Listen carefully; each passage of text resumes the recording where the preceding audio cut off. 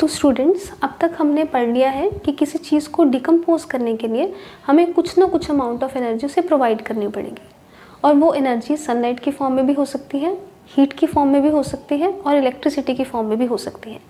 Decomposition in the presence of sunlight and heat तो हमने already पढ़ लिया है। आज हम पढ़ने जा रहे हैं decomposition in the presence of electricity. उसको समझने के लिए हम लोग एक एक्टिविटी से स्टार्ट करेंगे। यहाँ पर हमने उसके लिए एक सेटअप ले लिया है, ये देखें। अब धीरे धीरे समझते हैं इसमें है क्या। हमने लिया है प्लास्टिक का मग, उसके बाद हमारे पास है rubber stopper, next test tube. Test tube हमने यहाँ पर इन्वर्ट करके रखी हुई है, यानी कि उल्टी करके रखी हुई है। उसके बाद हमारे पास है ये कैथोड और एनोड। बच्चों ये क्या है, ये कार्बन रोड है, ये दोनों कार्बन रोड्स हैं। इनको हम ग्रेफाइट रोड भी बोलते हैं, दोनों को कार्बन रोड्स भी बोलते हैं और ग्रेफाइट रोड्स भी बोल सकते हैं, ठीक है। जिसमें से ये है कैथोड, यहाँ पर कंफ्यूज मत होना, दिस इज कैथोड, ये लेफ्ट साइड वाली इज कैथोड, नेगेटिव से रिप्रेजेंट करते हैं इसको, और ये है एनोड, ये राइट साइड वाली इज ये वाली है एनोड, ठीक है। इसको लिखते हैं पॉजिटिव से। उसके बाद नेक्स्ट वाटर लिया है इसमें, यहाँ पर स्विच है हमारे पास, ग्रेफाइट रोड जैसे मैंने आपको बताया, कार्बन रोड भी बोल सकते हैं इनको। अब हमने क्या करना है, हमारे पास यहाँ पर लेफ्ट साइड पे ये क्या है, हमारे पास है यहाँ पर डाइल्यूट सल्फ्यूरिक एसिड। डाइल्यूट का मतलब मैं आपको ऑलरेडी बता चुकी हूँ, डाइल्यूट सल्फ्यूरिक एसिड हमने यहाँ पे लिया है। अब हम क्या करेंगे बच्चों, यहाँ से हम डाइल्यूट सल्फ्यूरिक एसिड लेके वाटर में ऐड करेंगे, ठीक है। ये वाटर है हमारे पास, ये डाइल्यूट सल्फ्यूरिक एसिड है। ड्रॉपर की हेल्प से हम लोग क्या करेंगे, डाइल्यूट सल्फ्यूरिक एसिड को वाटर में ऐड करेंगे, जिससे ये वाटर क्या बन जाएगा, एसिडिफाइड वाटर। अब हमें ज़रूरत ही क्या है यहाँ पे एसिडिफाइड वाटर बनाने की, सिंपल वाटर से भी हम लोग ये रिएक्शन कर सकते थे। ये एसिड हमने इसलिए डाला है बच्चों, क्योंकि अगर हम प्योर वाटर देखें ना, pure water good conductor of electricity नहीं होता, ठीक है। या मैं ऐसे बोल सकती हूँ कि एसिडिफाइड वाटर प्योर वाटर से ज़्यादा गुड कंडक्टर ऑफ इलेक्ट्रिसिटी होता है। आपको याद है, आपने 3 इडियट्स मूवी देखी होगी, वहाँ पर एक सीन आता है जिसमें बताते हैं कि salt water is good conductor of electricity. उसी तरह से हम ये प्योर वाटर में एसिड डालकर इसको एसिडिफाइड वाटर बना रहे हैं, ताकि ये गुड कंडक्टर ऑफ इलेक्ट्रिसिटी बन जाए। तो ऐसा क्या होता है कि जिससे गुड कंडक्टर ऑफ इलेक्ट्रिसिटी बन जाता है, उसका रीज़न है आयंस, ठीक है बच्चे। जैसे ही हम लोग एसिड डालते हैं वाटर में, जिससे एसिडिफाइड वाटर बन जाता है, उससे क्या होता है, आयंस प्रोड्यूस होते हैं, ठीक है। Acidified water is used to produce ions, जिसको हम आयनाइजेशन भी बोलते हैं। अब जहाँ पर ये आयंस होते हैं ना, जहाँ पर आपको ये फ्री आयंस दिखेंगे, वो चीज़ हमेशा गुड कंडक्टर ऑफ इलेक्ट्रिसिटी होगी। प्योर वाटर में इतने आयंस नहीं थे, अब एसिडिफाइड वाटर में ये आयंस हैं, जिसकी वजह से acidified water is good conductor of electricity, ठीक है। तो इसके बाद हम क्या देखेंगे, इसके बाद हम देखेंगे कि यहाँ पे ध्यान से देखना, आपको दिखाई दे रहे हैं यहाँ पे वाइट कलर के डॉट्स, ये क्या है, हमारे पास बबल्स बन रहे हैं, ये गैस के बबल्स हैं, ठीक है। अच्छा एक चीज़ और, ये बबल्स अपने आप नहीं बने, सबसे पहले यहाँ पर हमने ये स्विच ऑन करा था। स्विच ऑन करने के बाद हमने इस सेटअप को ऐसे ही छोड़ दिया। कुछ टाइम बाद अगर इसके बाद हम वापस आए तो हम चेक करेंगे कि यहाँ पर वाइट कलर के, वैसे हमने इसको रिप्रेजेंट करा है वाइट कलर से, मतलब नॉर्मल जैसे बबल्स दिखते हैं, तो बबल्स यहाँ पे आपको दिखाई देंगे, ठीक है। तो ये बबल्स का मतलब क्या है, यहाँ पे बबल्स क्यों दिखाई दे रहे हैं, बबल्स इसलिए दिखाई दे रहे हैं, इसका मतलब ये है कि यहाँ पर गैस प्रोड्यूस हो रही है।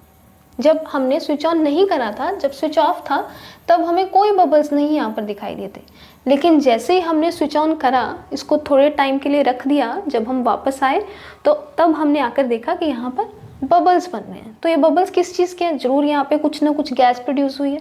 तो गैस कौन सी प्रोड्यूस हुई है बच्चों, हाइड्रोजन एंड ऑक्सीजन। यहाँ पर इसको भी ध्यान से देखना, हाइड्रोजन जो गैस है वो इस वाली टेस्ट ट्यूब में बन रहे हैं, और ऑक्सीजन जो है वो इस वाली टेस्ट ट्यूब में, ठीक है। तो यहाँ पर गैस और ऑक्सीजन के बबल्स हैं ये, right.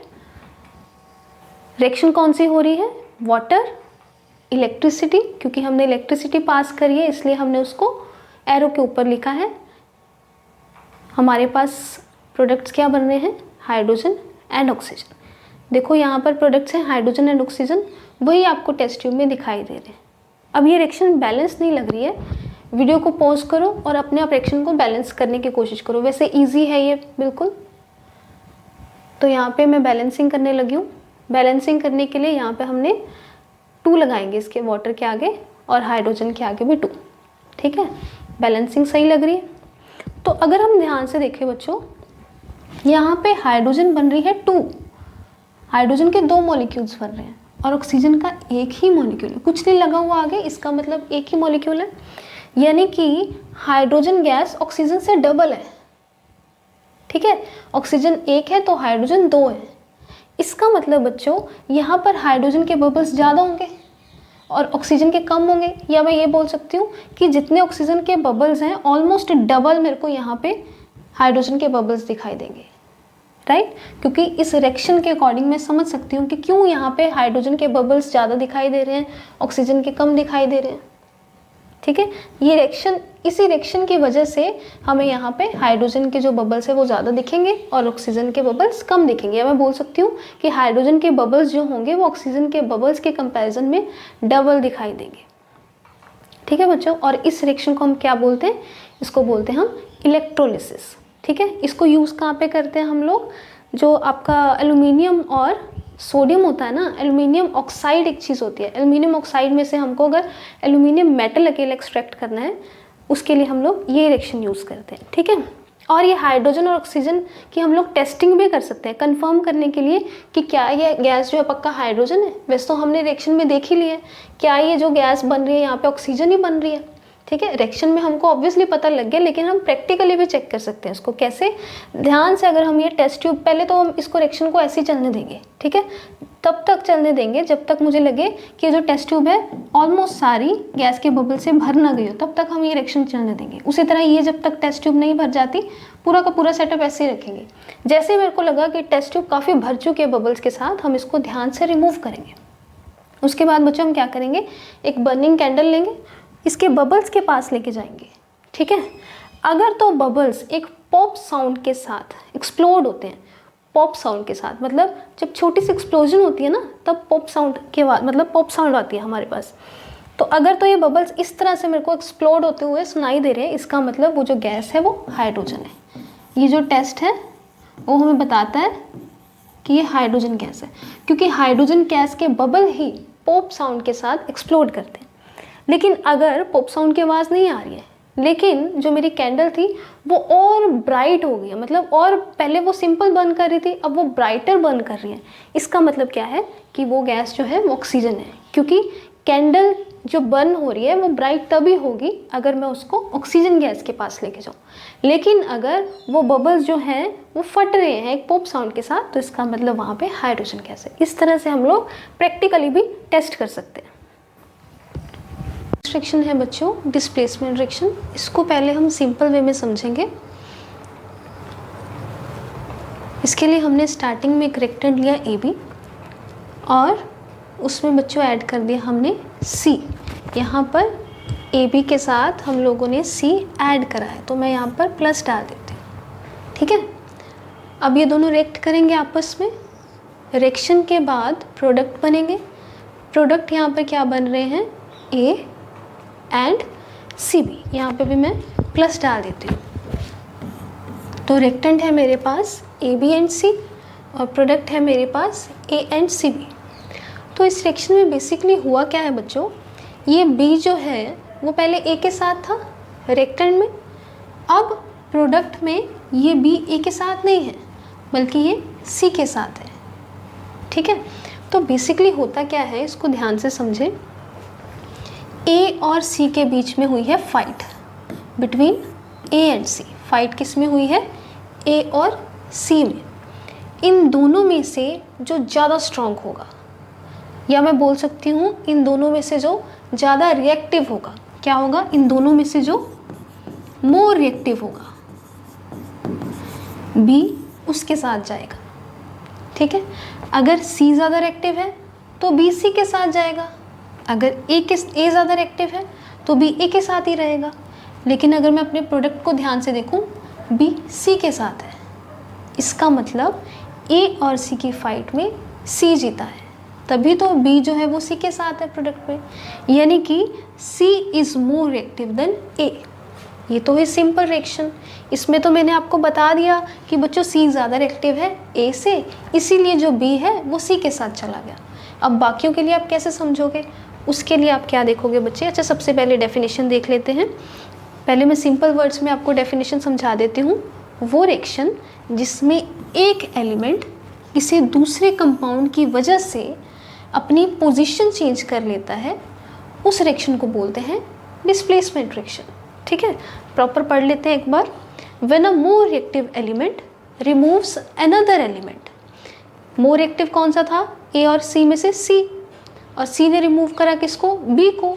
When a more reactive element removes another element having less reactivity from its compound, C ने B को A से रिमूव कर दिया है। क्यों, क्योंकि A कम रिएक्टिव था और C ज़्यादा रिएक्टिव था। When a more reactive element removes another element having less reactivity from its compound, these reactions are termed as displacement reaction, right? अब हमें कैसे पता चलेगा, अगेन यहाँ पे तो मैंने बता दिया कि सी ज़्यादा रिएक्टिव है, ए कम रिएक्टिव है। अच्छा, अगर यहाँ पर बच्चों ए ज़्यादा रिएक्टिव होता सी से, तो ये रिएक्शन होती ना, बी ए के साथ ही रहता, उसको ज़रूरत ही नहीं थी सी के साथ जाने की, क्योंकि सी तो वो हार गया ना, वो तो फाइट हार जाता, फिर जो बी है वो ए के साथ ही रहता, ये प्रोडक्ट बनते ही ना। ठीक है, तो यहाँ पे मैंने आपको बता दिया सी ज़्यादा रिएक्टिव है, ए कम रिएक्टिव है, इसीलिए जो बी है वो सी के साथ गया। अब यहाँ पर ए थोड़ी होगा हमेशा, सी थोड़ी होगा, यहाँ पे जिंक, कॉपर, आयरन कुछ भी हो सकता है। तो तब आपको कैसे पता चलेगा कि कौन ज़्यादा रिएक्टिव है कौन कम। उसके लिए हम क्या पढ़ेंगे, उसके लिए हम लोग बच्चों पढ़ेंगे रिएक्टिविटी सीरीज़। तो ये हमने आपको यहाँ पर रिएक्टिविटी सीरीज़ दे दी है, इसका आप स्क्रीनशॉट लेकर रख लो। ठीक है, यहाँ पर हमारे पास है रिएक्टिविटी सीरीज़। जैसे जैसे बच्चों हम लोग नीचे आएंगे ना, वैसे वैसे रिएक्टिविटी एलिमेंट्स की कम होती जाएगी। सिंपल वर्ड्स में देखो, फॉर एग्जांपल मुझे दो एलिमेंट्स की फाइट में से पता करना है कि कौन ज़्यादा रिएक्टिव है, कौन जीतेगा। फॉर एग्जांपल मैं ले लेती हूँ, मुझे पता करना है हाइड्रोजन में और मरकरी में से कौन ज़्यादा रिएक्टिव है। सिंपल रिएक्टिविटी चेक करो, यहाँ पर रिएक्टिविटी सीरीज चेक करो।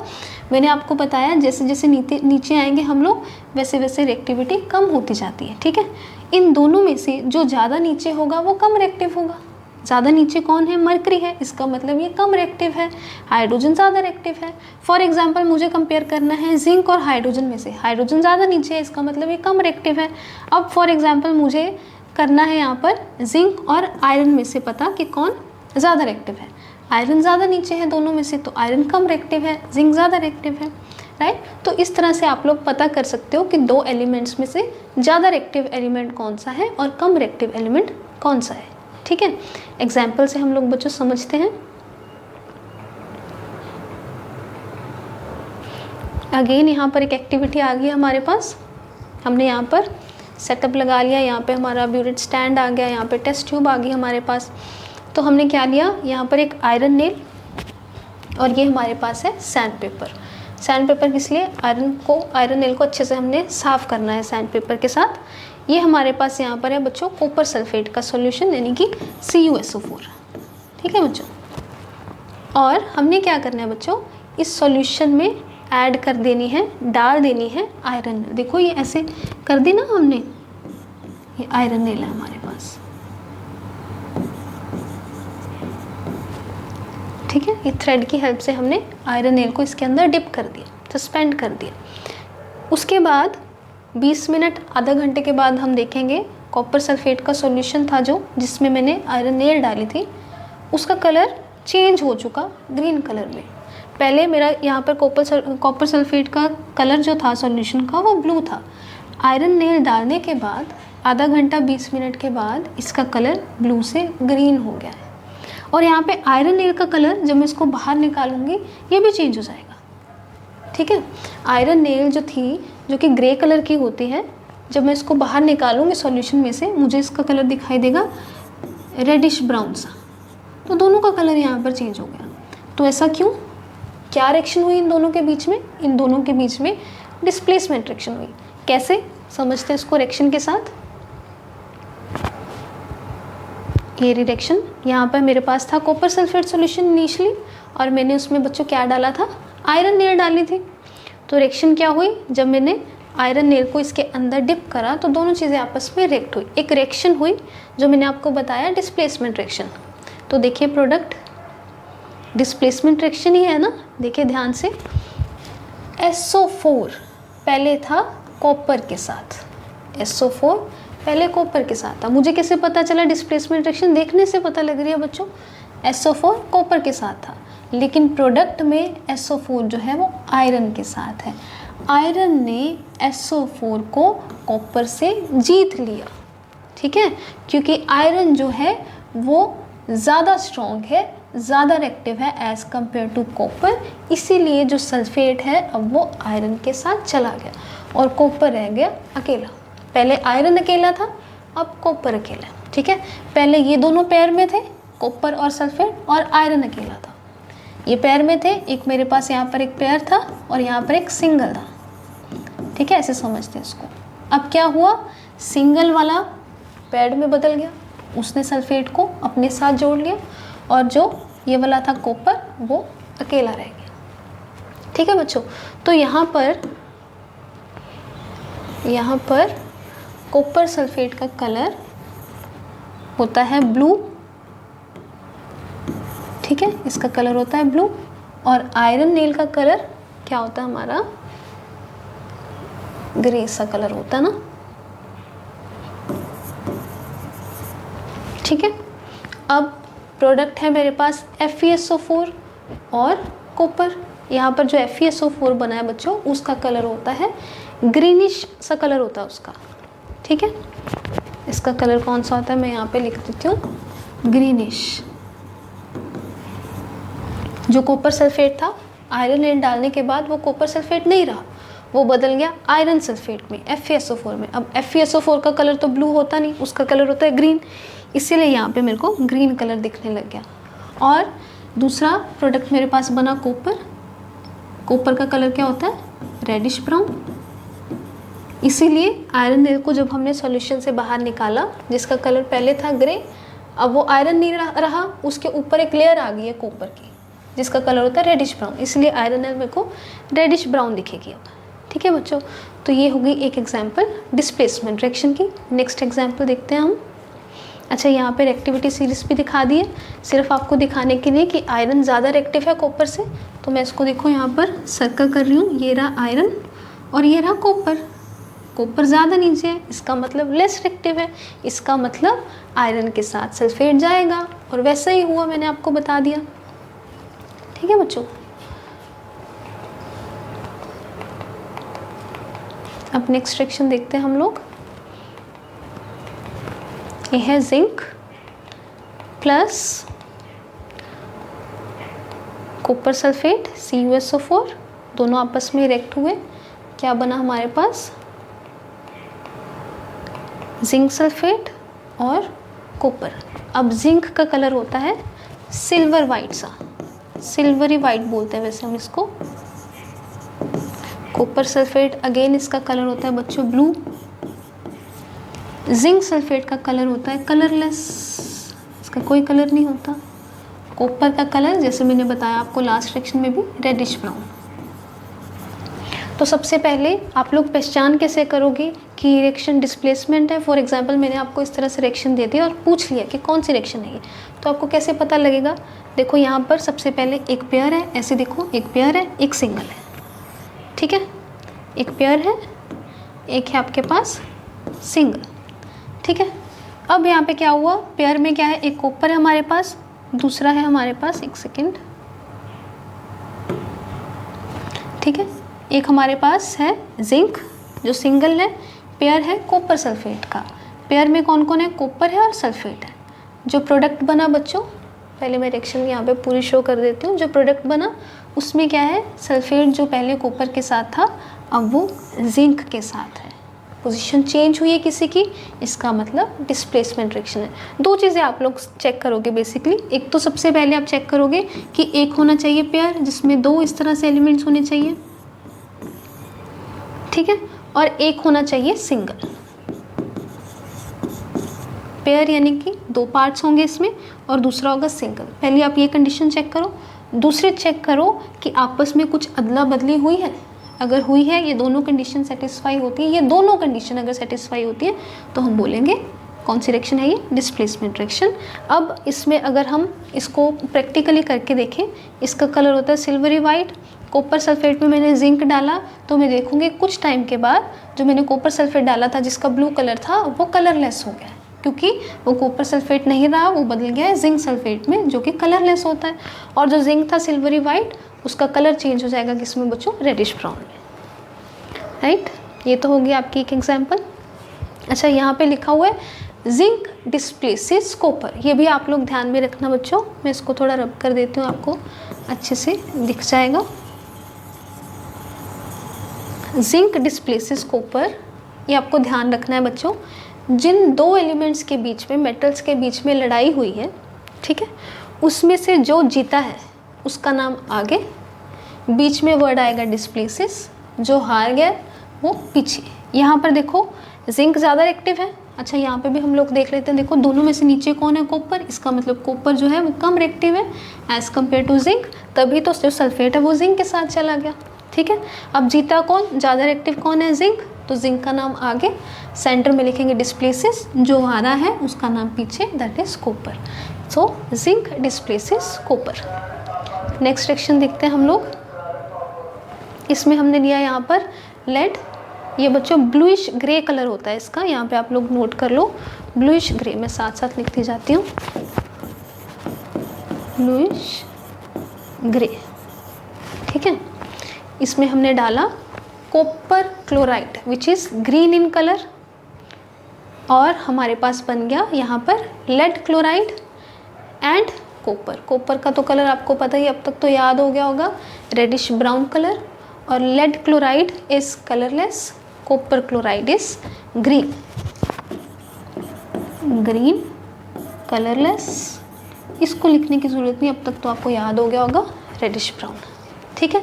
तो पहले हम लोग चेक करते हैं क्या ये डिस्प्लेसमेंट रिएक्शन है। मैंने आपको 2 कंडीशंस बताई थी, पहले चेक करनी है कि रिएक्टेंट में क्या एक पेयर है और एक सिंगल है।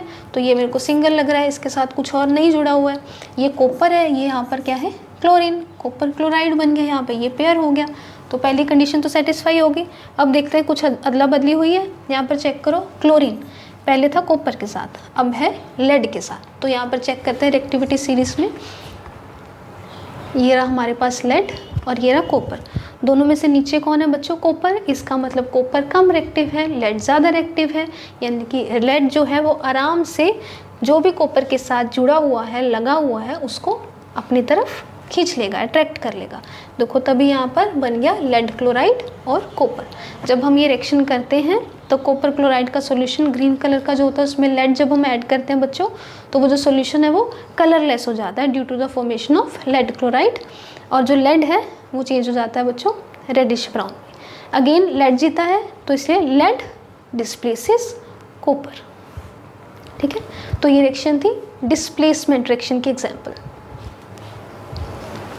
नेक्स्ट रिएक्शन है बच्चों डबल डिस्प्लेसमेंट रिएक्शन। ये समझने में डिस्प्लेसमेंट रिएक्शन जैसे ही है। तो एक एग्जाम्पल से स्टार्ट करते हैं बच्चों। यहाँ पर हमने रिएक्टेंट लिया AB, उसके अंदर हमने ऐड करा CD, इन दोनों को हमने ऐड कर दिया तो रिएक्शन होगी, प्रोडक्ट बनेंगे। प्रोडक्ट क्या बन रहे हैं हमारे पास, यहाँ पर देखते हैं हम लोग। एक तो बन रहा है AD और सेकेंड प्रोडक्ट कौन सा बन रहा है, सेकेंड इज CB। तो यहाँ पर मेरे पास AD और CB 2 प्रोडक्ट आ गए। डिस्प्लेसमेंट रिएक्शन चेक करने के लिए आपको याद है मैंने 2 कंडीशंस बताई थी। पहली कंडीशन थी कि रिएक्टेंट में एक तो जो 2 रिएक्टेंट है हमारे पास, उसमें से एक रिएक्टेंट सिंगल होना चाहिए और दूसरा रिएक्टेंट पेयर्ड होना चाहिए। एक ये कंडीशन बताई थी। दूसरी मैंने कंडीशन बताई थी कि अदला बदली होनी चाहिए, कुछ एक्सचेंज दिखाई देना चाहिए, है ना।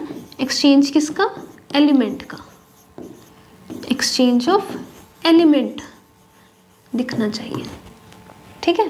तो ये 2 कंडीशंस बताई थी। इन कंडीशंस को मैं थोड़ा सा चेंज कर देती हूँ। ये मैं अब लिखने जा रही हूँ डबल डिस्प्लेसमेंट की कंडीशन। डिस्प्लेसमेंट की कंडीशंस को मैं थोड़ा सा चेंज कर देती हूँ, उसको डबल डिस्प्लेसमेंट की कंडीशंस बना दूँगी मैं। देखो ध्यान से, डबल डिस्प्लेसमेंट में क्या है, जैसे डिस्प्लेसमेंट में था रेक्टेंगल में एक सिंगल होना चाहिए, एक पेयर्ड होना चाहिए। डबल डिस्प्लेसमेंट में बच्चों यहाँ पर दोनों पेयर्ड होने चाहिए रेक्टेंगल में। तो देखो मैं आप इसको इरेज कर देती हूँ सिंगल को, और यहाँ पे लिख देती हूँ पेयर्ड, क्योंकि दोनों रेक्टेंगल यहाँ पर क्या होने चाहिए, पेयर्ड। अगर आप यहाँ पे देखो बच्चे, यहाँ पर है ए बी, पेयर है ए और बी का, यहाँ पे है सी डी, ये भी पेयर है। तो पहली कंडीशन है दोनों पेयर्ड होने चाहिए। अगर यहाँ पर एक सिंगल होता, एक पेयर्ड होता, तो ये रिएक्शन डबल डिस्प्लेसमेंट की ना होती, तो ये रिएक्शन डिस्प्लेसमेंट की होती। ठीक है, अगर दोनों पेयर्ड है तो डबल डिस्प्लेसमेंट, अगर एक सिंगल है और एक पेयर्ड है तो अकेली डिस्प्लेसमेंट। सेकेंड, इसमें भी एक्सचेंज होना चाहिए, जैसे डिस्प्लेसमेंट में एक्सचेंज ऑफ एलिमेंट हो रहा था, यहाँ पर भी एक्सचेंज दिखाई देना चाहिए। बस थोड़ा सा डिफरेंस है बच्चों, पहले क्या था, एक्सचेंज ऑफ एलिमेंट डिस्प्लेसमेंट में। डबल डिस्प्लेसमेंट में हम लोग बोलेंगे एक्सचेंज ऑफ आयंस। आयंस क्यों मैं बोल रही हूँ यहाँ पर, देखो आपको आयंस याद है, आपने 9th में पढ़े होंगे, जब किसी एलिमेंट के ऊपर बच्चों प्लस या माइनस का चार्ज होता है तो उनको हम एलिमेंट नहीं बोलते, तो उनको हम आयन बोलते हैं। जैसे यहाँ पर मैंने ए ले लिया, सपोज ये एलिमेंट है, लेकिन इसके ऊपर अगर मैंने प्लस लगा दिया तो इसको एलिमेंट नहीं बोलूँगी, इसको बोलूँगी आयन। या फिर मैंने यहाँ पर बी ले लिया, इसके ऊपर चार्ज ये मैंने माइनस लगा दिया, तो इसको मैं अब बी एलिमेंट नहीं बोलूँगी, इसको मैं आयन बोलूँगी। तो देखो यहाँ पर प्लस माइनस लगा हुआ है ना, ये देखो ए के साथ ये जो प्लस है ना बच्चों ऊपर है इस तरह से, ठीक है, ये जो प्लस है सी पॉजिटिव डी नेगेटिव। एक्सचेंज तो होगा, पर ये एलिमेंट्स थोड़ी हैं, ये तो आयंस है, इनका एक्सचेंज तो होगा, पर इसको फिर मैं एक्सचेंज ऑफ एलिमेंट थोड़ी बोलूँगी, एलिमेंट थोड़ी है, इनको मैं बोलूँगी आयंस। तो यहाँ पे क्या होगा, एक्सचेंज ऑफ आयंस। ठीक है, तो एक्सचेंज इसमें भी हो रहा है, एक्सचेंज डिस्प्लेसमेंट में भी हो रहा था, बस वहाँ पे हम लोग वर्ड यूज़ करते थे एलिमेंट, क्योंकि वहाँ पे कोई चार्ज नहीं था। ठीक है, यहाँ पे हम लोग वर्ड यूज़ करेंगे आयन, क्योंकि यहाँ पे एलिमेंट नहीं है, एलिमेंट के ऊपर चार्ज है। एक्सचेंज दोनों में। दूसरी चीज़ जो डिफरेंट है वो थी डिस्प्लेसमेंट में एक सिंगल था, दूसरा पेयर था रेक्टेंगल में, यहाँ पर क्या है, रेक्टेंगल में दोनों पेयर है। ठीक है बच्चों, अब इस रिएक्शन में देखो ए पॉजिटिव बी नेगेटिव, सी पॉजिटिव डी नेगेटिव। अब देखो ए पॉजिटिव के साथ बी नेगेटिव है, लेकिन प्रोडक्ट में ए पॉजिटिव के साथ डी नेगेटिव है। एक चीज़ और, प्लस प्लस कभी आपस में नहीं जोड़ोगे आप लोग, ठीक है, प्लस प्लस कभी भी आपस में नहीं जोड़ोगे, कभी भी ऐसा नहीं हो सकता कि ए पॉजिटिव के साथ सी पॉजिटिव जुड़ जाए, नेवर। ठीक है, ये चीज़ आप ध्यान रखना। पॉजिटिव है अगर एक पेयर में, अगर एक पॉजिटिव है तो दूसरा उसके साथ आयन नेगेटिव ही होगा। तो ए पॉजिटिव के साथ डी नेगेटिव, यहाँ पर एक पेयर बन गया।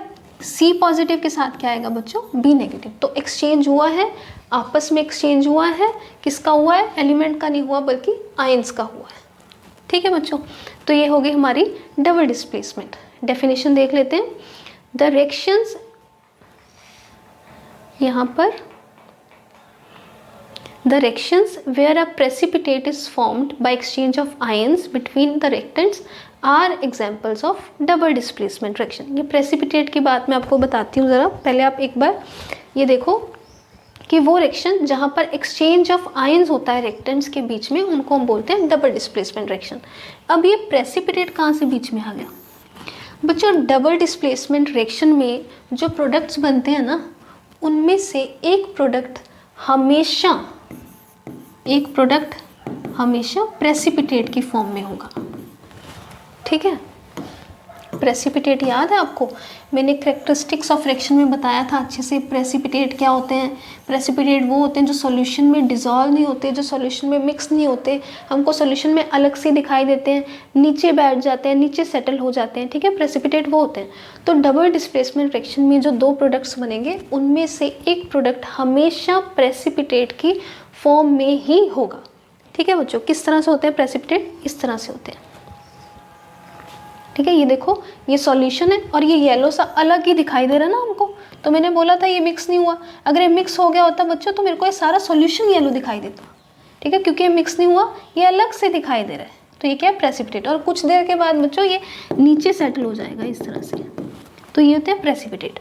क्या लिखा है नीचे, during double displacement reaction and insoluble substance, insoluble जो सॉल्यूशन में डिसॉल्व नहीं होता, insoluble substance is form known as precipitate. हमेशा डबल डिस्प्लेसमेंट के जो दो प्रोडक्ट्स बनेंगे, रिएक्शन से जो दो प्रोडक्ट्स बनेंगे, उनमें से एक प्रोडक्ट के हमेशा प्रेसिपिटेट होंगे, एक प्रोडक्ट हमेशा प्रेसिपिटेट के फॉर्म में होगा। इसीलिए डबल डिस्प्लेसमेंट रिएक्शन को हम लोग प्रेसिपिटेशन रिएक्शन भी बोलते हैं। देखो, any reaction that produces a precipitate can be called a precipitation reaction. तो वो रिएक्शन जिनमें हमारे पास प्रेसिपिटेट फॉर्म होता है, उन रिएक्शन को हम लोग डबल डिस्प्लेसमेंट रिएक्शन बोलते हैं, प्रेसिपिटेशन रिएक्शन बोलते हैं। ठीक है, तो ये तो उन्होंने बता दिया कि वो रिएक्शन जिनमें से हमको प्रोडक्ट में प्रेसिपिटेट मिलते हैं, उनको हम प्रेसिपिटेशन रिएक्शन बोलते हैं। अब मैंने आपको ये बता दिया कि डबल डिस्प्लेसमेंट रिएक्शन में जो प्रोडक्ट्स बनते हैं, उनमें से एक प्रोडक्ट जो होता है वो हमेशा प्रेसिपिटेट की फॉर्म में होता है। तो इसलिए मैं डबल डिस्प्लेसमेंट रिएक्शन को प्रेसिपिटेशन रिएक्शन भी तो बोल सकती हूँ ना, क्योंकि हमेशा ही एक तो प्रेसिपिटेट बनेगा, और वो रिएक्शन जहाँ से हमको प्रेसिपिटेट मिलते हैं उसको प्रेसिपिटेशन रिएक्शन बोलते हैं। इसमें से तो हमेशा ही प्रेसिपिटेट मिलते हैं। तो डबल डिस्प्लेसमेंट रिएक्शन का दूसरा नाम हम लोग डबल डिस्प्लेसमेंट रिएक्शन को प्रेसिपिटेशन रिएक्शन भी बोल सकते हैं। ठीक है, अगर आपको क्वेश्चन आ जाए एग्जाम में व्हाट इज प्रेसिपिटेशन रिएक्शन, तो जो हम इसके डबल डिस्प्लेसमेंट रिएक्शन की एग्जाम्पल करेंगे, तो आप वही एग्जाम्पल लिख के आओगे। ठीक है, एक्टिविटी देख लेते हैं बच्चों, रिएक्शन देख लेते हैं। Reaction between barium chloride and sodium sulphate. तो यहाँ पर दो टेस्ट ट्यूब्स ले लिए हमने, एक में है हमारे पास सोडियम सल्फेट, ये राइट वाली में, और दूसरे में है बेरियम क्लोराइड। बेरियम क्लोराइड में हमने डाल दिया सोडियम सल्फेट। सोडियम सल्फेट का फॉर्मूला Na2SO4, और ऊपर चार्ज लगा दिया हमने, और इसमें हम लोगों ने ऐड करा था बेरियम क्लोराइड। राइट, तो रिएक्शन हुई। सबसे पहले चेक करो डबल डिस्प्लेसमेंट में दोनों पेयर्ड हैं। देखो, एक Na है, दूसरा SO4 है। फिर दूसरे रिएक्टेंट में एक Ba है और दूसरा है Cl, दोनों पेयर्ड है। यस, पहली कंडीशन तो सेटिस्फाई हो रही है, दूसरी कंडीशन एक्सचेंज हो रहे हैं आयंस। तो देखो बच्चों, BaSO4 और NaCl, Ba पॉजिटिव के साथ अब SO4 नेगेटिव जुड़ गया, जो पहले Na के साथ था। ठीक है, उसी तरह से Na के साथ अब Cl जुड़ गया। ठीक है, बैलेंस कर लेते हैं रिएक्शन को। तो ये एग्जांपल थी डबल डिस्प्लेसमेंट रिएक्शन की। ठीक है, अच्छा यहाँ पे देखो, मैंने बोला था डबल डिस्प्लेसमेंट रिएक्शन में एक प्रोडक्ट हमेशा प्रेसिपिटेट के फॉर्म में होगा। तो यहाँ पर BaSO4 के प्रेसिपिटेट बनते हैं और वो वाइट कलर के होते हैं। बच्चों, आपको ना यहाँ पे बुक्स में एक एरो दिखाई देगा ऐसे, तो इस एरो का मतलब क्या है बच्चों, जब किसी रिएक्शन में गैस बनती है ना, जैसे O2 बन रही है, H2 बन रही है, किसी भी रिएक्शन में जब कोई भी गैस बनती है, उसके साथ हम लोग इस तरह एरो लगा देते हैं। जैसे कार्बन डाइऑक्साइड बन रही है सपोज किसी रिएक्शन में, उसके साथ ऐसे एरो लगा देते हैं। ठीक है, जब प्रेसिपिटेट बन रहे हैं, जैसे यहाँ पे बन रहे हैं BaSO4 के, तो हम लोग क्या करते हैं, इस तरह से एरो लगाते हैं। इसका मतलब क्या है, जो गैस होती है हमेशा ऊपर की तरफ जाती है। ठीक है, इसलिए ऊपर की तरफ एरो। जो प्रेसिपिटेट होते हैं वो हमेशा नीचे सेटल होते हैं, इसलिए नीचे की तरफ एरो। इसलिए जहाँ भी प्रेसिपिटेट आपको दिखाई देंगे, वहाँ पर इस तरह का एरो आपको दिखाई देगा साथ में। नेक्स्ट एग्जाम्पल कर लेते हैं। यहाँ पर डबल डिस्प्लेसमेंट रिएक्शन आएगा। Next example is barium sulphate, उसके साथ हम लोग ऐड कर रहे हैं बच्चों यहाँ पर जिंक सल्फेट। देखो, दोनों पेयर्ड है रिएक्टेंट में। अब देखते हैं एक्सचेंज हो रहा है। तो मेरे हिसाब से अगर मैं गैस करूँ तो ये है Ba पॉजिटिव। ठीक है, एक्सचेंज होगा तो इसके साथ ये तो नहीं लगेगा, ये लगेगा, ये लगेगा। फिर मैंने आपको बताया था पॉजिटिव के साथ पॉजिटिव तो लगता ही नहीं, इसका मतलब SO4 लगेगा प्रोडक्ट में, बचा Zn, इसके साथ लगेगा ये। तो इस तरह से रिएक्शन होनी चाहिए। देखते हैं, BaSO4 पहला प्रोडक्ट तो ठीक है हमारा, तो दूसरा भी ठीक ही होगा। ये देखो यहाँ पे एरो आ गया, वाइट प्रेसिपिटेट बनेंगे इसके। अच्छा, प्रेसिपिटेट का कलर भी आप लोगों ने याद रखना है, साथ में ZnS। ठीक है बच्चों, नेक्स्ट रिएक्शन देखते हैं। यहाँ पे है कॉपर क्लोराइड, आयंस लगा दिए ऊपर पॉजिटिव नेगेटिव। ये भी आपको ध्यान रखना है, कहाँ पर पॉजिटिव है कहाँ पर नेगेटिव, अपनी मर्जी से चेंज मत कर देना। और दूसरा रिएक्टेंट हम लोग यहाँ पर ले रहे हैं पोटेशियम आयोडाइड। ठीक है, यहाँ पर भी पॉजिटिव नेगेटिव हम लगा देंगे। और किस तरह से, अच्छा पहले हम गैस करते हैं अपने आप। Cu पॉजिटिव है, एक्सचेंज होना है, तो Cu के साथ ये पॉजिटिव है तो नेगेटिव ये वाला लगेगा I, और K पॉजिटिव है, इसके साथ नेगेटिव वाला पार्ट लगेगा, पर दूसरा, इसका खुद का नहीं। एक्सचेंज होगा तो KCl। इस तरह से प्रोडक्ट बननी चाहिए Cu। अच्छा I2 इसको बैलेंस कर लेना है हमने, और इसके साथ प्रोडक्ट बनेगा KCl।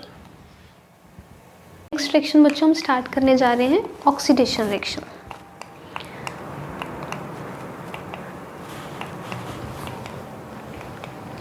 यहाँ पर हमने क्या कुछ लिया है, एक वायर गोज है, ट्राइपॉड स्टैंड लिया है, नीचे बर्नर लगा हुआ है, चाइना डिश के अंदर हमने ऐड कर लिया है कॉपर पाउडर, और कॉपर पाउडर का कलर होता है बच्चों रेडिश ब्राउन।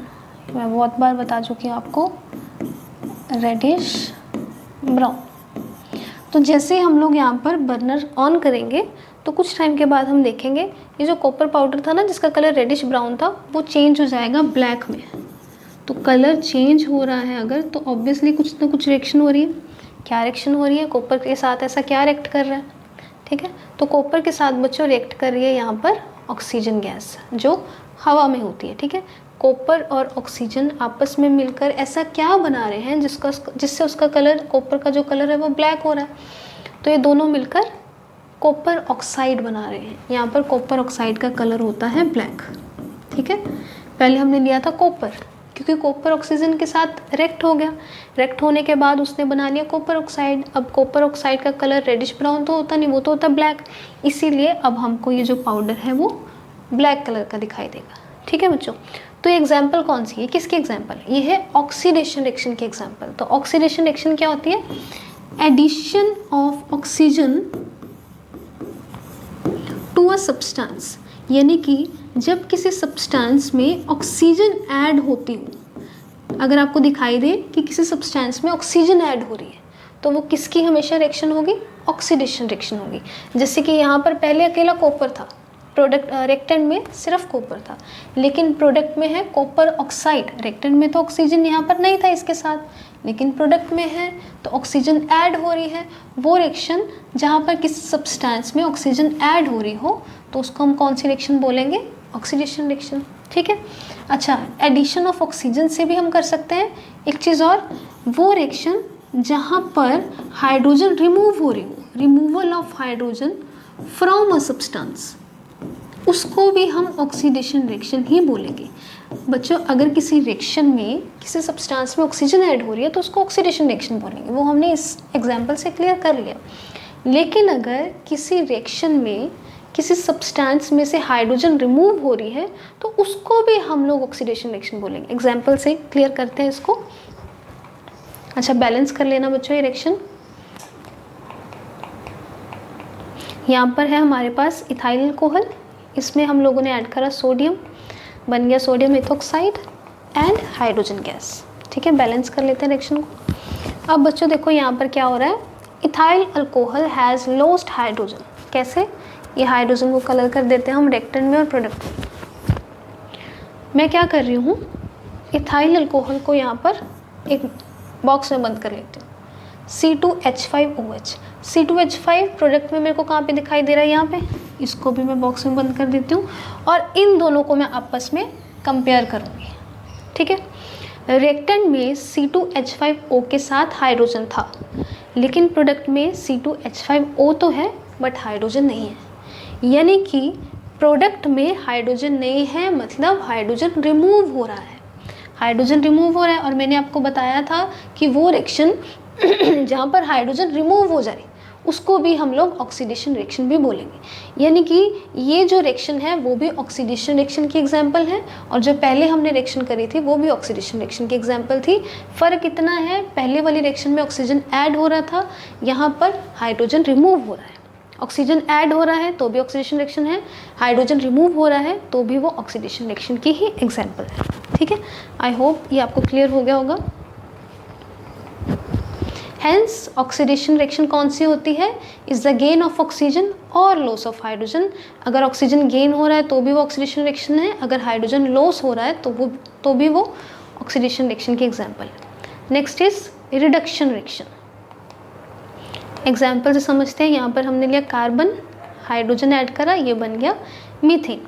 तो बच्चे यहाँ पर देखो, यहाँ पे अकेला कार्बन है और यहाँ पर कार्बन के साथ हाइड्रोजन है, तो ऑब्वियसली क्या हो रहा है, यहाँ पर हाइड्रोजन ऐड हो रहा है। वो रिएक्शन जहाँ पर हाइड्रोजन ऐड हो, addition of hydrogen to a substance, वो रिएक्शन कौन सी होती है, रिडक्शन रिएक्शन। अच्छा, ऑक्सीडेशन रिएक्शन मैं यहाँ पर लिखने वाली हूँ। ऑक्सीडेशन रिएक्शन में हमने करा था addition of oxygen to a substance, ठीक है, और साथ में करा था और removal of hydrogen from a substance, है ना। अब रिडक्शन रिएक्शन में क्या है, इसका ऑपोजिट, यहाँ वहाँ पे क्या था, addition of oxygen, removal of hydrogen. यहाँ पर क्या है, एडिशन ऑफ हाइड्रोजन, वहाँ पे रिमूवल ऑफ हाइड्रोजन था, यहाँ पे क्या है, एडिशन ऑफ हाइड्रोजन। अगर किसी रिएक्शन में हाइड्रोजन ऐड हो रही है तो उसको हम बोलेंगे रिडक्शन रिएक्शन, या फिर रिमूवल ऑफ ऑक्सीजन। अगर किसी रिएक्शन में ऑक्सीजन बच्चों रिमूव हो रही है तो उसको हम लोग रिडक्शन रिएक्शन बोलेंगे। इसके बिल्कुल ऑपोजिट, वहाँ पे ऐड हो रही थी ऑक्सीजन, यहाँ पे removal of oxygen is reduction reaction, वहाँ पे removal of hydrogen oxidation reaction, यहाँ पर addition of hydrogen is reduction reaction, ठीक है। बैलेंस कर लेंगे इस रिएक्शन को। नेक्स्ट इज O3, जिसको हम बोलते हैं ओजोन। ये कन्वर्ट हो रहा है बच्चों O2 में, और देखो यहाँ पर 3 ऑक्सीजन थे और यहाँ पर कितने हैं, 2 ऑक्सीजन, ठीक है। एक ऑक्सीजन हमने ऐसे अलग कर दिया। अब देखो यहाँ पर 3 ऑक्सीजन थे, यहाँ पर रह गए 2 ऑक्सीजन, एक ऑक्सीजन ये बाहर निकल गया, ठीक है बच्चों, एक ऑक्सीजन रिमूव हो चुका। तो रिमूवल ऑफ ऑक्सीजन किसकी एग्जाम्पल थी, रिडक्शन रिएक्शन की एग्जाम्पल थी, ठीक है। यहाँ पर क्या हो रहा है, ऑक्सीजन लॉस्ट, तो इसलिए किसकी एग्जाम्पल है, रिडक्शन रिएक्शन की। तो रिडक्शन रिएक्शन कौन सी होती है, reduction is the loss of oxygen और गेन ऑफ हाइड्रोजन। नेक्स्ट है हमारे पास रिडॉक्स रिएक्शन, ठीक है। तो रिडॉक्स वर्ड कहाँ से आया, रिडॉक्स में से रेड वर्ड आया बच्चों रिडक्शन से, और ऑक्स वर्ड आया है ऑक्सीडेशन से। तो वो रिएक्शंस जहाँ पर एक ही रिएक्शन आपको दी होगी, एक ही रिएक्शन में रिडक्शन भी आपको दिखेगी और ऑक्सीडेशन भी होती है आपको दिखेगी, एक ही रिएक्शन में रिडक्शन भी हो रही है, ऑक्सीडेशन भी हो रही है, उसको हम बोलेंगे रिडॉक्स रिएक्शन, ठीक है। एग्जाम्पल के लिए हमारे पास है कॉपर ऑक्साइड, हाइड्रोजन, ये आ गया Cu कॉपर प्लस वाटर, ठीक है बच्चों। तो ये एग्जाम्पल है रिडॉक्स रिएक्शन की। मैंने आपको बताया था रिडॉक्स रिएक्शन वो जहाँ पर एक ही रिएक्शन में रिडक्शन भी हो रही है, ऑक्सीडेशन भी हो रही है। अब यहाँ पर इसी रिएक्शन में रिडक्शन भी होती होगी और ऑक्सीडेशन भी हो रही होगी। अब हम कैसे चेक करेंगे कि कहाँ पर रिडक्शन हो रही है, कहाँ पर ऑक्सीडेशन हो रही है, उसके लिए एक सिंपल सा आपको मेथड देखना है। अब क्या करोगे, दोनों रेक्टेंट है ना, एक को मैं बॉक्स में बंद कर लेती हूँ, एक को मैं सर्कल में बंद कर लेती हूँ, ठीक है। अब यहाँ पे कॉपर है, प्रोडक्ट में भी कॉपर ढूंढो, ये रहा कॉपर, कॉपर को हमने बॉक्स में बंद करा था, इसको भी मैं बॉक्स में बंद कर लेती हूँ। ये हाइड्रोजन, प्रोडक्ट में हाइड्रोजन ढूंढो, ये रहा, इसको मैंने सर्कल में बंद करा और इसको भी मैं सर्कल में बंद कर लेती हूँ, ठीक है। अब क्या करना है, बॉक्स टू बॉक्स एक लाइन लगानी है, ऐसे लगा लेती हूँ, और सर्कल टू सर्कल एक लाइन लगानी है, ऐसे लगा लेती हूँ, ठीक है। अब इन दोनों को मैं आपस में कंपेयर करूँगी और इन दोनों को मैं आपस में, सर्कल वालों को आपस में कंपेयर करना है, बॉक्स वालों को आपस में। बॉक्स को सर्कल वाले से कंपेयर नहीं करोगे आप, CuO को वाटर से कंपेयर नहीं करोगे, बॉक्स को बॉक्स वाले के साथ, सर्कल वाले को सर्कल वाले के साथ। सबसे पहले मैंने क्या करा, कॉपर के अराउंड बॉक्स लगाया रेक्टेंट में, प्रोडक्ट में कॉपर कहाँ पे है, ये रहा, उसके अराउंड बॉक्स लगाया। हाइड्रोजन के अराउंड रेक्टेंट में सर्कल लगाया, प्रोडक्ट में कहाँ पे हाइड्रोजन, ये रहा, उसके अराउंड सर्कल लगाया। इस तरह से लाइन लगा ली, बॉक्स को बॉक्स वाले के साथ कंपेयर करेंगे, सर्कल को सर्कल वाले के साथ कंपेयर करेंगे। तो देखो यहाँ पर रेक्टेंट में था CuO, प्रोडक्ट में है अकेला Cu। तो क्या हो रहा है बेसिकली बच्चों, यहाँ पर ऑक्सीजन था, प्रोडक्ट में मेरे पास ऑक्सीजन नहीं है, इसका मतलब क्या हो रहा है, यहाँ पे लॉस ऑफ ऑक्सीजन हुआ है ना, मेरे पास लॉस ऑफ ऑक्सीजन हो रहा है। अच्छा यहाँ पे देखती हूँ, ये था हाइड्रोजन H2, यहाँ पे क्या है H2O, ऑक्सीजन ऐड हो रहा है, तो यहाँ पे क्या हो रहा है बच्चों, एडिशन ऑफ ऑक्सीजन।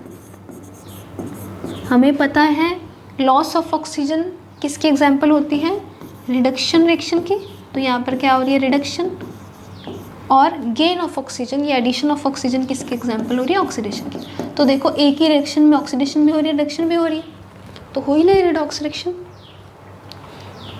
ठीक है, यहाँ पर क्या हो रहा है, ऑक्सीजन लॉस्ट, रिडक्शन, और यहाँ पे क्या हो रहा है, ऑक्सीजन एडेड, सो ऑक्सीडेशन।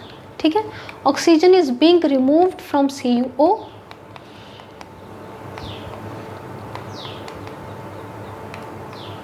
तो ये किसकी एग्जाम्पल है, रिडक्शन की, और नीचे ऑक्सीजन ऐड हो रही है तो वो किसकी एग्जाम्पल है बच्चों, ऑक्सीडेशन की। तो कॉपर ऑक्साइड क्या हो रहा है, रिड्यूस हो रहा है, और नेक्स्ट जहाँ पर ऑक्सीजन ऐड हो रहा है वो क्या है, oxidation. Oxygen is being added to hydrogen, और hydrogen is being oxidise to water. Hydrogen क्या हो रहा है, ऑक्सीडाइज हो रहा है और बदल रहा है किसमें, वाटर में। ठीक है, यहाँ पे अब हमको समझना है एक और term, that is oxidising agent and reducing agent. Oxidising agent, इसको बच्चों ध्यान से सुनना, ये कई बार कंफ्यूज कर देता है स्टूडेंट्स को, मैंने बहुत बार देखा है। And reducing agent. अब ऑक्सीडाइजिंग एजेंट क्या होता है, जो दूसरों को ऑक्सीडाइज करे, और रिड्यूसिंग एजेंट क्या होता है, जो दूसरों को रिड्यूस करे। ठीक है, अब फॉर एग्जांपल मैं ऑक्सीडाइजिंग एजेंट हूँ, इसका मतलब मैं दूसरों को ऑक्सीडाइज कर रही हूँ। अगर मैं रिड्यूसिंग एजेंट होती तो मैं दूसरों को रिड्यूस कर रही होती। अब देखो, अगर मैं ऑक्सीडाइजिंग एजेंट हूँ यानी कि मैं दूसरों को ऑक्सीडाइज कर रही हूँ, इसका मतलब से मेरे पास ये है ऑक्सीजन, ठीक है, और मैंने किसी दूसरे को दे दी, उसको ऑक्सीजन मिल गई, तो उसके लिए क्या हो रहा है, ऑक्सीजन उसके पास ऐड हो रही है, वो गेन कर रहा है ऑक्सीजन, इसलिए वो ऑक्सीडाइज हो रहा है। और मैं क्या कर रही हूँ, उसको ऑक्सीडाइज करने में हेल्प कर रही हूँ, इसलिए मैं ऑक्सीडाइजिंग एजेंट। मैं उसको ऑक्सीडाइज कर रही हूँ ना अपनी ऑक्सीजन देकर, उसमें ऑक्सीजन ऐड हो रही है, उसके पास ऑक्सीजन गेन हो रही है, ठीक है, इसलिए वो ऑक्सीडाइज हो रहा है। और मैं क्या हूँ, ऑक्सीडाइजिंग एजेंट, क्योंकि मैंने दूसरे को ऑक्सीडाइज करा है।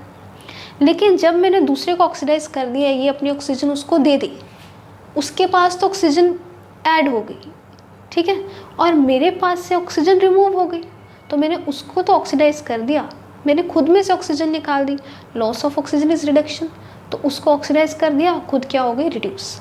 तो ऑक्सीडाइजिंग एजेंट की बच्चों डेफिनेशन क्या होगी, सब्सटेंस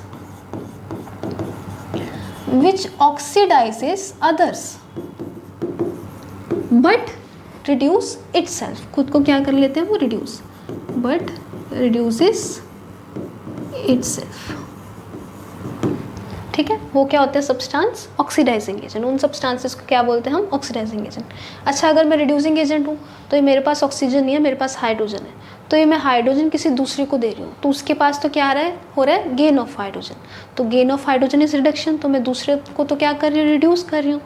और ये जो हाइड्रोजन थी जो मेरे पास पहले थी, वो मेरे से जा रही है दूर दूसरे के पास, ठीक है, तो मेरे पास क्या हो रहा है, remove of hydrogen, removal of hydrogen, तो रिमूवल ऑफ हाइड्रोजन क्या था, ऑक्सीडेशन, तो दूसरे की तो मैं रिडक्शन कर रही हूँ उसको अपनी हाइड्रोजन देके, खुद की मैं क्या कर रही हूँ, ऑक्सीडेशन, ठीक है।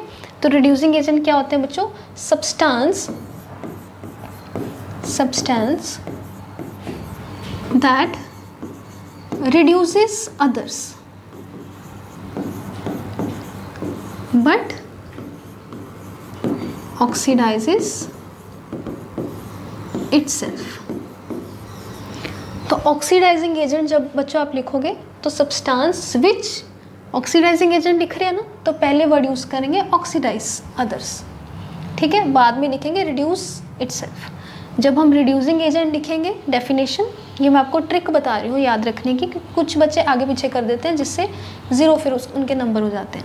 रिड्यूसिंग एजेंट जो रिड्यूस अदर्स, रिड्यूसिंग एजेंट है तो पहले रिड्यूस वर्ड यूज़ करेंगे, reducing agent reduces others but oxidizes itself, oxidizing agent that oxidizes others but reduces itself।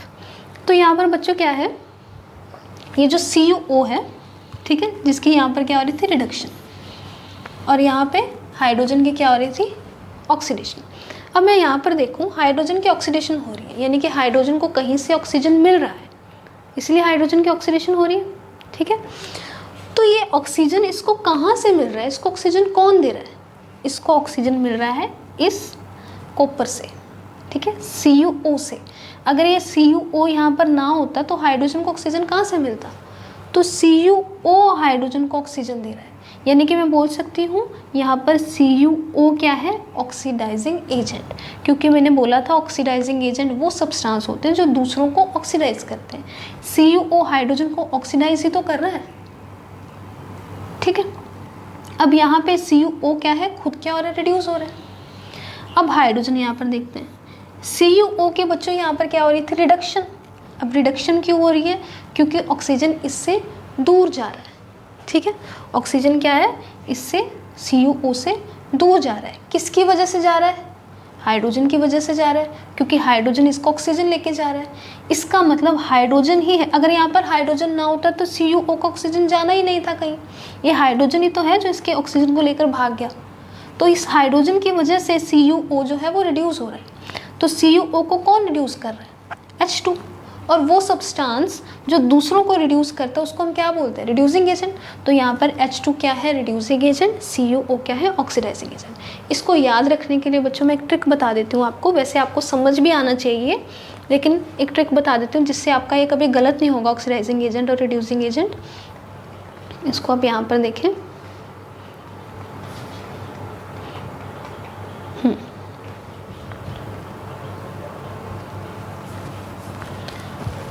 तो बच्चों आपको याद रखना है, देखो ये क्या हो रहा है, यहाँ पर रिडक्शन, CuO रिड्यूस हो रहा है, यहाँ पे हो रही है ऑक्सीडेशन, H2 ऑक्सीडाइज हो रहा है।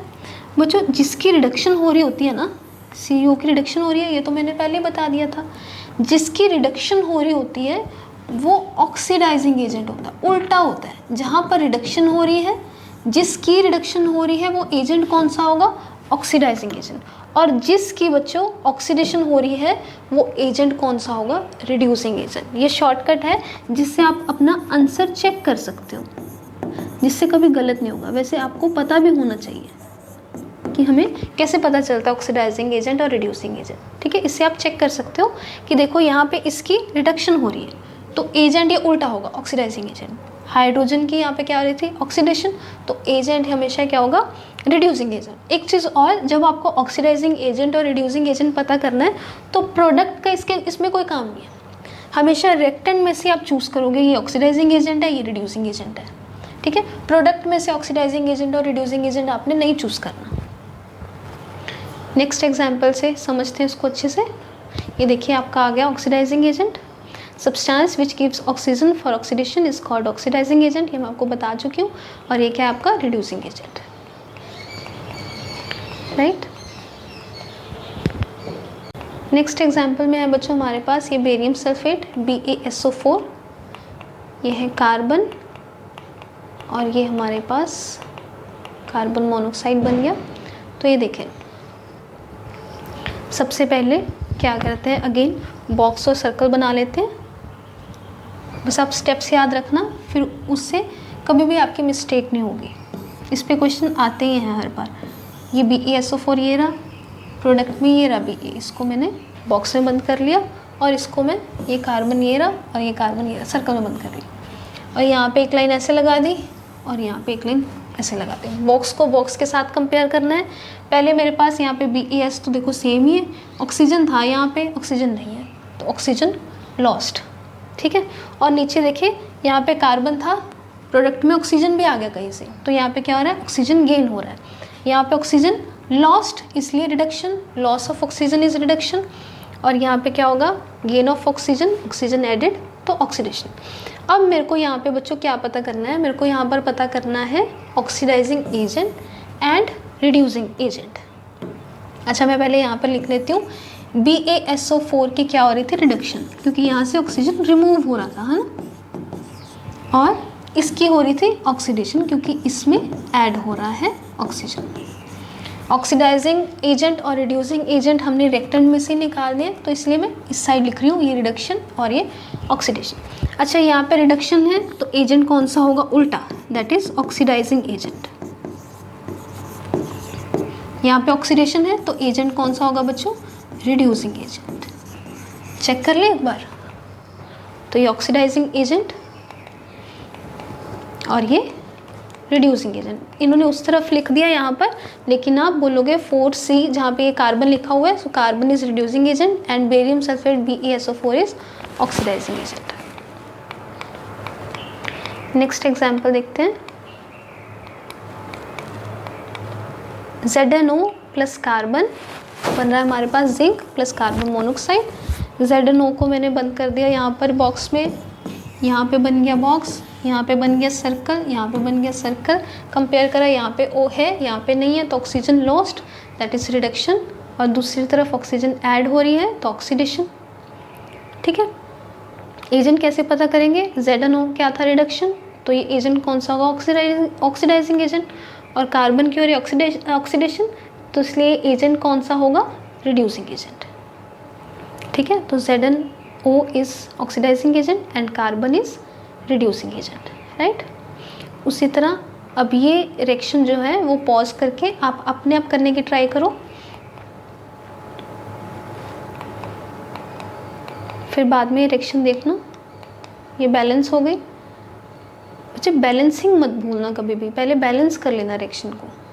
ठीक है, तो यहाँ पर हमने MnO2 को बॉक्स में कर देते हैं, इसको ये रहा Mn बॉक्स में कर दिया, ये 4Cl सर्कल में। यहाँ पर देखो H मेरे को यहाँ पे दिखाई दे रहा है, क्लोरीन अकेला है, यहाँ पे क्लोरीन कहीं नहीं है। ठीक है, यहाँ पे देखो 2 रिएक्टेंट है, यहाँ पे 3 प्रोडक्ट है। ठीक है, तो यहाँ पे देखो बच्चे हमने क्या करा, अब 2 ही में, यहाँ पर देखो 2 ये एक्स्ट्रा आ रहा है। ठीक है, इसको मैं किसके साथ कंपेयर करूँ, इसलिए मैंने इसको साइड ही रख दिया। ठीक है, तो यहाँ पर देखो MnO2 और दूसरी तरफ MnCl2, ऑक्सीजन गायब हो गया तो ऑक्सीजन लॉस्ट। और दूसरी तरफ हाइड्रोजन के पास पहले Cl था, अब उसकी जगह उसके पास ऑक्सीजन है, यहाँ पे ऑक्सीजन एडिड तो ऑक्सीडेशन। बच्चे जो Cl अकेला पड़ा है ना, उसके पास ना तो कोई हाइड्रोजन है ना ऑक्सीजन है, इसलिए मैंने उसको अलग से छोड़ दिया। एक तो ये कारण है। दूसरा है, उसके साथ कंपेयर करने के लिए रिएक्टेंट में मेरे पास कुछ भी नहीं है, उसकी जगह मैंने Cl2 को क्यों नहीं कंसीडर करा, वाटर को क्यों देखा? क्योंकि यहाँ पे मेरे को हाइड्रोजन भी दिख रहा है, ऑक्सीजन भी दिख रहा है, मैं ऑक्सीडेशन और रिडक्शन पता कर सकती हूँ यहाँ पर। और क्लोरीन में मेरे को कुछ नहीं दिखाई दे रहा। इसके अलावा रिएक्टेंट मेरे पास 2 हैं, प्रोडक्ट 3 है, मैं किसके साथ क्लोरीन को कंपेयर करूँ? तो उसको हम नहीं देखेंगे, उसको अलग से रख देंगे। ठीक है, तो MnO2 की यहाँ पर हो रही है रिडक्शन, तो ये एजेंट कौन सा होगा? ऑक्सीडाइजिंग। और HCl की हो रही है यहाँ पर ऑक्सीडेशन, तो ये एजेंट कौन सा होगा बच्चों? रिड्यूसिंग। ठीक है, हमारा स्टार्ट होता है कोरोजन। इसमें क्या होता है बच्चों, जो आयरन के सब्सटेंसेस हैं या जो मेटल सब्सटेंसेस हैं, वो अगर ऐसे ही कुछ दिन के लिए हवा में पड़े रहे, तो मैंने जैसे स्टार्टिंग में बताया था, उनका कलर चेंज हो जाता है। ठीक है, और उतने स्ट्रॉन्ग भी नहीं रहते वो। जैसे हमको यहाँ पर हमारे पास दिखाई दे रही है आयरन नेल, पहले देखो कितने अच्छे कलर की है, सिल्वर ग्रे से कलर की, और कुछ टाइम बाद इसका कलर चेंज देखो, रेडिश ब्राउन से एक लेयर ऊपर आ गई है ना। तो ये किसकी वजह से आई है? कोरोजन की वजह से आई है। ठीक है, इस रिएक्शन को हम लोग बोलते हैं, इस प्रोसेस को बोलते हैं कोरोजन। तो कोरोजन बेसिकली होता क्या है? The slow process of decay और destruction of metal due to the effect of air, moisture, acids on its own is known as corrosion. तो इसमें क्या होता है बच्चों कोरोजन में, कि जब हम लोग मेटल को ऐसे ही छोड़ देते हैं कुछ दिन के लिए बाहर, तो बाहर हवा में देखो एयर में क्या कुछ है, एयर में मॉइस्चर भी है, एयर में गैसेस भी है ना। तो उसकी वजह से वो जो गैसेस वगैरह हैं वो इन मेटल के साथ रिएक्ट करते हैं। ठीक है, रिएक्शन होती है, और उन रिएक्शन की वजह से उसके ऊपर एक लेयर आ जाती है, जिसको हम बोलते हैं, इस प्रोसेस को हम बोलते हैं कोरोजन। और इस लेयर की वजह से ना ये जो मेटल होता है उतना स्ट्रॉन्ग नहीं रहता। ठीक है, अच्छा भी नहीं लगता देखने में, देखो इस तरह से। और due to the effect of moisture a layer of reddish brown colour is deposited. जैसे मैंने बताया, ऊपर एक रेडिश ब्राउन कलर की लेयर आ जाती है कोरोजन की वजह से। ओवर सरफेस ऑफ आयरन, ये किसी भी मेटल के ऊपर भी लेयर आती है, बस कलर्स चेंज हो जाते हैं। ठीक है, जैसे जैसे मेटल चेंज होते हैं, जैसे आयरन के ऊपर रेडिश ब्राउन कलर की लेयर आती है, कॉपर के ऊपर ग्रीन कलर की लेयर आती है, तो लेयर के कलर भी चेंज होते रहते हैं मेटल के साथ साथ। ठीक है, इसको, ये जो लेयर आई है इसको हम बोलते हैं रस्ट। ठीक है, ये जो लेयर आई है इसको हम बोलते हैं रस्ट, प्रोसेस को हम बोलते हैं कोरोजन। और इसका फॉर्मूला क्या है बच्चों? Fe2O3 dot H2O।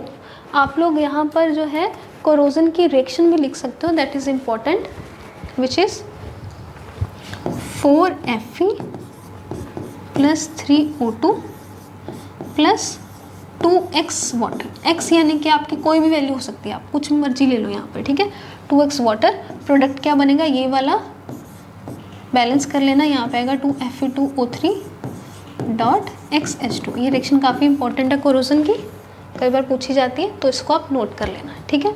तो कोरोजन क्या है, कुछ नहीं, एक प्रोसेस है जिससे जो मेटल है वो ख़राब हो जाता है हवा में, हवा की वजह से। हवा में मॉइस्चर है, अलग अलग गैसेस हैं, एसिड्स हैं, तो वो हवा में जो मॉइस्चर है, गैसेस है, वो मेटल्स के साथ रिएक्ट करते हैं, जिसकी वजह से जो मेटल है वो ख़राब हो जाता है। इसको बोलते हैं, इस प्रोसेस को बोलते हैं कोरोजन। और इससे क्या होता है, मेटल के ऊपर कोई ना कोई कलर की एक लेयर आ जाती है, जिसको हम बोलते हैं रस्ट। और इसका फॉर्मूला क्या होता है, Fe2O3.H2। ठीक है, रिएक्शन आप लोग नोट कर लेना, कोरोजन की रिएक्शन है। जैसे कॉपर ऑब्जेक्ट्स हैं बच्चे, उसको अगर हम बाहर रखते हैं, तो जैसे मैंने बताया था, जैसे जैसे मेटल चेंज करूँगी मैं, आयरन के ऊपर रेडिश ब्राउन कलर की लेयर आती है, अगर कॉपर ले रहे हैं तो उसके ऊपर ग्रीन कलर की लेयर आती है। ठीक है, जैसे यहाँ पर देखो, ये कॉपर की आपको ये ट्यूब दिखाई दे रही है, इसके साथ मॉइस्चर एंड कार्बन डाइऑक्साइड, ये एयर में ही होते हैं ना। मैंने बोला था कि मेटल जब एयर के साथ रिएक्ट करता है, जब एयर में पड़ा होता है, खुले ऐसे आसमान में पड़ा होता है, एयर में से आया ना मॉइस्चर और कार्बन डाइऑक्साइड, ये दोनों आपस में रिएक्ट करें, तो देखो कॉपर कैसा हो गया, ग्रीन ब्लू सी लेयर आ गई इसके ऊपर। ठीक है, तो ये पहले कॉपर था, इसके साथ रिएक्ट करने के बाद ये चेंज हो गया कॉपर कार्बोनेट में। तो कॉपर कार्बोनेट का कलर होता है इस तरह से। ठीक है, ये कोरोजन, इसको भी कोरोजन बोलेंगे। इसके ऊपर जो रस्ट आई है वो कौन से कलर की है, ग्रीन कलर की लेयर आई है। ठीक है, this green substance is form due to the reaction of copper with carbon dioxide and moisture present in the atmosphere. Right, अब नेक्स्ट देखो, ये सिल्वर, इसके साथ यहाँ पर हाइड्रोजन सल्फाइड, ये भी गैस है, ये भी हवा में होगी, ये भी एयर से आई है। ठीक है, तो इसकी वजह से जो सिल्वर, एक शाइनी सा कलर होता है आपका, सिल्वर जो ऑब्जेक्ट होते हैं इनका कलर जो होता है वो चेंज हो जाता है, किसमें, एक ब्लैक कलर की लेयर आ जाती है उस पर। ठीक है, this happen due to the reaction of silver with hydrogen sulphide gas present in the atmosphere. अगर हम सिल्वर को ऐसी, आपने देखा होगा वैसे घरों में भी, कॉपर की चीज़ बड़ी बड़ी ग्रीन कलर की हो जाती है, ग्रीन लेयर आ जाती है, क्योंकि एटमॉस्फेयर में जो मॉइस्चर है, जो गैसेस हैं, उसके साथ कॉपर ने रिएक्शन कर लिया। उसी तरह से सिल्वर अगर पड़ा पड़ा ब्लैक हो जाता है, वो किसकी वजह से हो रहा है, हाइड्रोजन सल्फाइड जो एटमॉस्फेयर में प्रेजेंट है उसके साथ रिएक्शन होने की वजह से इसका कलर चेंज हो रहा है। राइट, टॉपिक इस बच्चों रेंसिडिटी। रेंसिडिटी क्या होता है, जब हम फूड को ऐसे बाहर छोड़ दें कुछ टाइम के लिए अगेन, तो अब हवा में ऑक्सीजन भी होती है, तो हमारा फूड क्या हो जाता है, ऑक्सीडाइज, उसमें ऑक्सीजन ऐड हो जाती है। बेसिकली क्या होता है, फूड को हम किस में पकाते हैं, फूड में ऑयल और फैट होते हैं। फैट यानी कि बटर, घी वगैरह है ना, ये फूड में होता है। ये जो फैट और ऑयल है ना, वही ऑक्सीजन के साथ रिएक्ट करते हैं। ठीक है, यानी कि मैं बोल सकती हूँ फूड की ऑक्सीडेशन हो जाती है, क्योंकि फूड में ऑक्सीजन ऐड हो जाती है। और जब फूड में ऑक्सीजन ऐड होती है ना, उससे क्या होता है, फूड में से स्मेल आने लग जाती है। ठीक है, अब हम देखते हैं फूड अगर हम ऐसे कुछ दिन के लिए, कुछ टाइम के लिए सॉरी, ऐसे बाहर रख दें, तो हम देखते हैं जब हम आके उसको स्मेल करते हैं तो उसमें बड़ी अजीब सी स्मेल आ रही होती है। ठीक है, और उसका टेस्ट भी बदल जाता है। वो किस लिए, क्योंकि हवा में जो ऑक्सीजन है वो आपके फूड के साथ रिएक्ट हो गई। ठीक है, हम बोलेंगे फूड क्या हो गया हमारा, ऑक्सीडाइज हो गया। इस ऑक्सीडेशन की वजह से फूड में से स्मेल आती है और उसका जो टेस्ट है वो बदल जाता है। इसको ही हम बोलते हैं rancidity. When oil and fats are oxidised और even allowed to stand for a long time. Long time stand मतलब कि वही ऐसे कुछ टाइम के लिए पड़ा रहे, तो हवा में से ऑक्सीजन आएगी, उसके साथ रिएक्ट कर लेगी, तो फूड क्या हो जाएगा, रेंसिड हो जाएगा। फूड को, उस फूड को हम लोग बोलेंगे रेंसिड, फूड रेंसिड हो जाएगा, और प्रोसेस को बोलेंगे रेंसिडिटी। राइट, तो फूड क्या होगा, food smells foul and its taste changes. Smell बुरी आएगी और उसका टेस्ट भी बदल जाएगा। अब इसको हम बचा कैसे सकते हैं, food is placed in air tight container. अगर हम एयर टाइट कंटेनर, आपने देखे होंगे, आपके घर में होंगे, तो अगर हम फूड को एयर टाइट कंटेनर में डाल दें, एयर टाइट कंटेनर वो कंटेनर होते हैं जिसमें एयर जा नहीं सकती। ठीक है, अब एयर में तो ऑक्सीजन होती है, अगर ऑक्सीजन फूड तक नहीं पहुंच पाएगी तो ऑक्सीडेशन कैसे होगी, तो फूड की ऑक्सीडेशन नहीं होगी और फूड रेंसिड नहीं होगा। तो इस तरह से हम लोग बचा सकते हैं।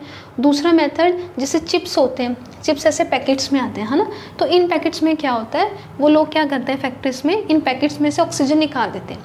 हवा में ऑक्सीजन होती है, तो जो इसमें ऑक्सीजन होती है, हवा तो हमारे आसपास है, तो ऑक्सीजन को बाहर निकाल देते हैं। ठीक है, ऑक्सीजन की जगह वो नाइट्रोजन भर देते हैं। अब नाइट्रोजन क्या होती है, nitrogen is least reactive. Nitrogen food के साथ ऐसे रिएक्ट नहीं करती, ऑक्सीजन रिएक्ट करती है, फूड को ख़राब कर देती है, पर नाइट्रोजन रिएक्ट नहीं करती है। तो वो लोग क्या करते हैं, ऑक्सीजन रिमूव कर देते हैं, उसकी जगह नाइट्रोजन डाल देते हैं। इसलिए वो जो चिप्स हैं पैकेट में बंद पड़े हुए जो होते हैं, जो मार्केट से आते हैं, वो ख़राब नहीं होते। ठीक है। और कौन से मेथड है जिससे हम बचा सकते हैं रेंसिडिटी होने से? एंटीऑक्सीडेंट्स। बच्चे एंटीऑक्सीडेंट नाम से पता चल रहा है, एंटीऑक्सीडेंट वो होते हैं जो ऑक्सीडेशन होने से रोकते हैं। अगर हम फूड में एंटीऑक्सीडेंट डाल दें तो ऑक्सीडेशन जो होती है वो बहुत स्लो हो जाएगी।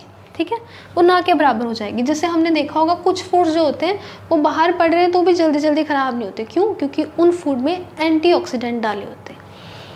राइट।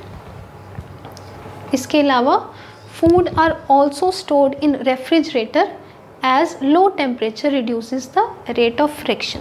अब क्या होता है बच्चों, ये जो रेंसिडिटी की रिएक्शन है ना, ये रेंसिडिटी का जो प्रोसेस है, ये जितना टेम्परेचर ज़्यादा होगा उतनी फास्ट रेंसिडिटी होगी। ठीक है। अब रेफ्रिजरेटर में क्या होता है, रेफ्रिजरेटर में जो टेम्परेचर होता है वो होता है लो, बहुत लो टेम्परेचर होता है, जिसकी वजह से ये जो प्रोसेस है रेंसिडिटी का, ये हो जाता है स्लो। प्रोसेस स्लो हो गया, इसलिए जो हमारा रेफ्रिजरेटर है उसमें फूड काफ़ी टाइम निकाल जाता है। अगर हम बाहर रख दें फूड को, वो जल्दी ख़राब होगा। अगर वो फूड रेफ्रिजरेटर में पड़ा है तो वो काफ़ी टाइम निकाल लेगा। क्यों? क्योंकि टेम्परेचर लो है, जिससे रेंसिडिटी का जो प्रोसेस है वो क्या हो जाता है, स्लो हो जाता है।